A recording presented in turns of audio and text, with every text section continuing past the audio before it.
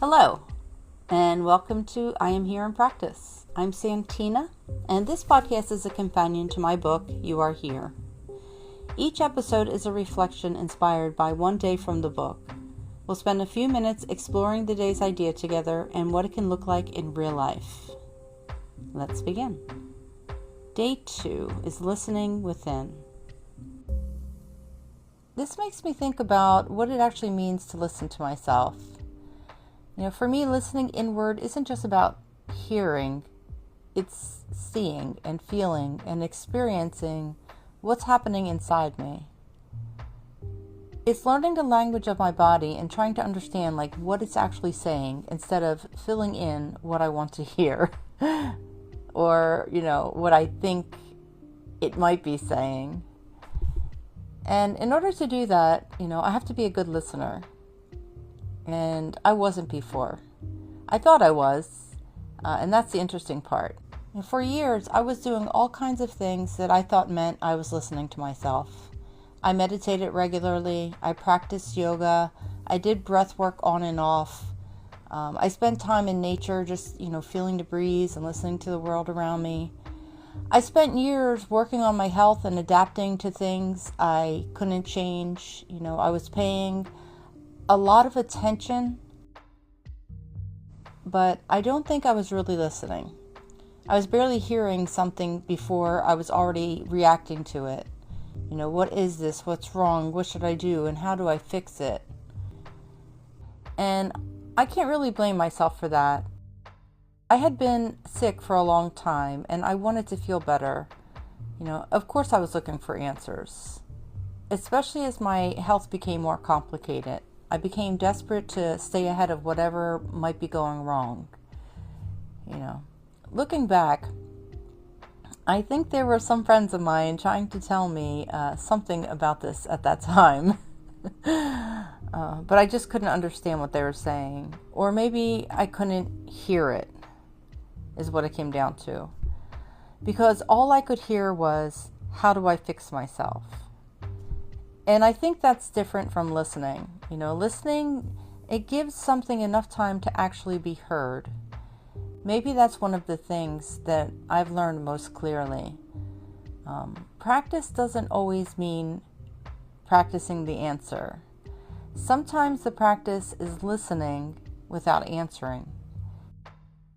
For a long time, I expected my body to communicate with me in ways that were obvious. Like pain is obvious, exhaustion can be obvious. But I've learned that my body has a much bigger vocabulary than that. I think that what began to change things for me was slowing down. I was advised to use some relaxation practices throughout the day. So I started doing even more yoga and meditation, and I added breath work to the beginning of all of my practices. I started listening to music that was created for relaxation when I needed even more calm or just to get out of my head. And slowly, I started hearing myself. Not some great message from my body, but mostly patterns. Things I had experienced before but hadn't understood as being connected.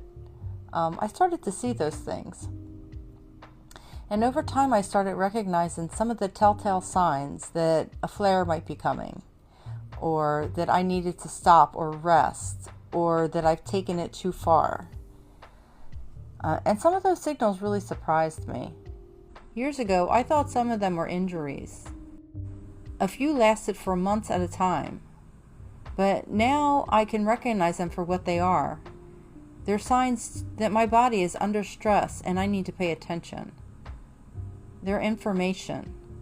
And the more time I've spent listening, the more familiar those patterns have become. I think it's a lot like listening to another person. When you really spend time listening to someone, you start to know them. You notice things. You begin to understand what they mean even when they don't say everything out loud. I think we're capable of developing that kind of familiarity with ourselves too. And maybe that's what we're doing here. Learning our own language. I've learned more about myself in the past year of really listening than I did during many of the years I spent making lists, searching, and looking outside of myself for answers.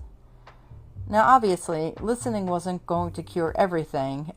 Sometimes you need doctors, sometimes, things need treatment, and some things need answers from outside ourselves, absolutely. But there are parts of my life that no one outside of me can experience for me.